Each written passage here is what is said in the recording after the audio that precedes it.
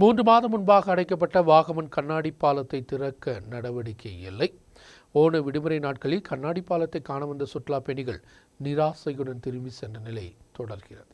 காலநிலை துயரமானது காரணமாகத்தான் கண்ணாடி பாலத்தை பார்வையிடுவதற்கு தடை ஏற்படுத்தப்பட்டது. 3 மாதங்கள் கடந்தும் பாலத்தை திறக்க நடவடிக்கை இல்லை. கடல் மட்டத்திலிருந்து 3500 அடி உயரத்தில் 40 மீட்டர் நீளத்தில் தான் மலைப்பகுதியில் கண்ணாடி பாலம் அமைக்கப்பட்டுள்ளது. 2023 செப்டம்பர் 6ஆம் தேதி சுற்றுலாத்துறை அமைச்சர் முகமது ரியாஸ் நாட்டிற்கு இதை சமர்ப்பித்தார். திறந்தபோது முதலில் 500 ரூபாயாக நுழைவு கட்டணம் இருந்தது. பின்பு 250 ரூபாயாக குறைத்தனர்.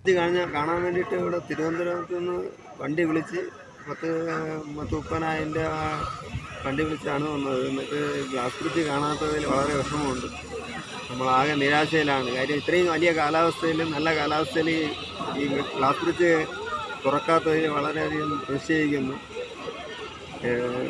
ഇത് കാണാൻ വേണ്ടിയിട്ട് മാത്രമാണ് വന്നത്. എന്നാൽ ഇത് വളരെ നിരാശയോടെ ആണ് നമ്മളിപ്പോൾ പോകുന്നത്. എത്രയും പെട്ടെന്ന് ഇത് റെഡിയാക്കി തരണമെന്നാണ് എൻ്റെ അഭിപ്രായം.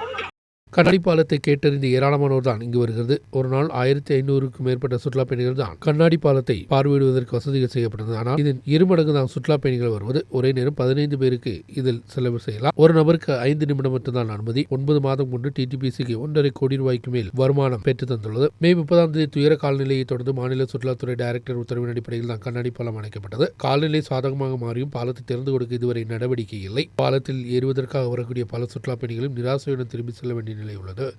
நியூஸ் பீரோ ராஜகுமாரி.